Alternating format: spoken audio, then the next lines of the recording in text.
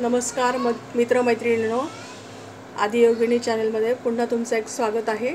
एकदा स्वागत. तर आज मी तुम्हाला दाखवत आहे पूर्ण आपल्या आयुर्वेदिक पद्धतीने लोण्यापासून तूप कसं करायचं आहे, अगदी दह्यापासून. तर हे आपलं 1 किलो प्रमाणामध्ये लोणी आहे. आता मी ते कडवायला ठेवलेलं आहे. तर त्याच्यामध्ये 2 विलायची चोचून टाकलेल्या आहेत, 2-3 लवंग टाकलेले आहेत आणि याच्यामध्ये पूर्वपार तुम्हाला माहीत असेल विड्याचं किंवा आंब्याचं पण. आता दोन्ही पानं माझ्याकडे अवेलेबल आहे. तर हे आंब्याच्या पानाचा पण एक स्पेशल व्हिडिओ टाकेल. हे विड्याच्या पानापेक्षा पण किती प्रमाणात औषधी आहे. अगदी आपण कच्चं पण एक पान रोजचं चावून खायला पाहिजे. जसं विड्याचं झाड आपल्या ह्याच्यामध्ये पॉझिटिव्ह एनर्जी देतं, त्याचप्रमाणे आम्रवृक्षसुद्धा तितक्याच प्रमाणात देतो. अगदी त्याच्या प्रत्येक गोष्टींचा कसा उपयोग आहे ते बघितलं. अगदी हाताशी असल्यामुळे आता मी आंब्याचं पान टाकलेलं आहे आणि माझ्या गच्चीवरच्या टेरेस याच्यामध्ये मी विड्याचं हे लावलेलं आहे. तर हे आपण तर दुसरं सांगायचं असं तुम्हाला की हे जे आपण शहरी भागामध्ये घरी लोणी काढतो, त्याच्यासाठी आपण फक्त दुधाची मलाई साठवून ठेवतो, अगदी महिनाभर ठेवतो आणि त्याच्यानंतर आपण त्याच्यात कुणी विरजण टाकत असेल किंवा नसेल पण अशा वेळेस आपण ते जर लोणी खाऊन पाहिलं तर ते कडवट लागतं आपल्याला आणि त्याचा स्वाद पूर्वी जसा येतो तसा येत नाही. तर त्याचं कारण एकच आहे की ते कसं करायचं आहे. आपण फक्त साईच्या दुधाबरोबर साईबरोबर त्याच्यामध्ये 1 कपभर दूध अवश्य टाकायचं आहे आणि टाकल्याबरोबरच त्याच्यामध्ये विरजण टाकून द्यायचं. फक्त 8 दिवसामध्ये ते तूर्त घुसळून घ्यायचं आहे. तुम्ही हाताने घुसळलं तर बेटर आहे, हाताने म्हणजे रवीने, आणि नसलं तर मग तुम्ही मिक्सरने पण काढू शकता. अगदी अपर्याय असलं तर. पण तुम्हाला पूर्ण गुणधर्म जर पाहिजे असेल तर शक्यतो हाताने घुसळून घ्यावं.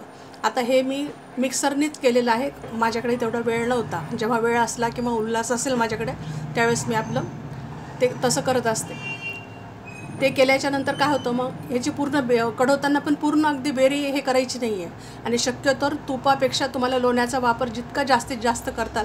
आता याच्यातून मी जवळजवळ 250 ग्रामच्या वरती लोणी काढून ठेवलेलं आहे. लोणी हे स्त्रियांनासुद्धा आफ्टर 40 नंतर पण आणि मुलांना पण ग्लो आणि एनर्जी जे देतं, ती आपली कशी आहे, कॅलरी तुपामध्ये वाढतात आणि लोण्यामध्ये कॅलरी कमी असतात. आणि आपण जेव्हा त्याला स्टीम करतो तर त्याच्यामध्ये त्याचे जे गुणधर्म आहेत, म्हणजे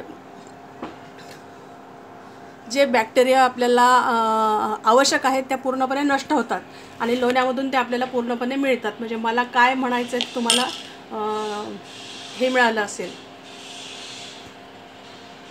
प्रोबायोटिक जे असतं ना ते सगळं लोण्यामध्ये असतं आणि तुपामध्ये आपल्याला बाकीचे गुणधर्म मिळतात पण प्रोबायोटिक त्याच्यामध्ये अजिबात शिल्लक राहत नाही. मग ते लोणी तुम्ही कशाप्रमाणे जसं वापरता येईल तसं, अगदी पोळीबरोबर रोजचं वापरलं तरी चालतं, जसं वापरता येईल तसं. आता मला पावभाजी पण करायची आहे आणि आता माझं आज सुट्टी पण आहे, त्याच्यामुळे मी आज हा प्रकार करायला घेतलेला आहे. आणि मग याच्यानंतर हे इतकंच कळवायचं की याची बेरी जी आहे ही पूर्ण काळपट होऊ द्यायची नाही आहे. ते पण अत्यंत पौष्टिक आहे. इकडे आपण बाहेर चीज वापरतो, बाकीच्या सगळ्या गोष्टी वापरतो, त्याप्रमाणे मला फार टकटक करण्याची सवय आहे, त्याच्यामुळे काय करते. तर सांगा मैत्रिणींनो तुम्हाला कसा वाटला माझा व्हिडिओ. मी आता तूप झाल्यानंतर तुम्हाला दाखवते.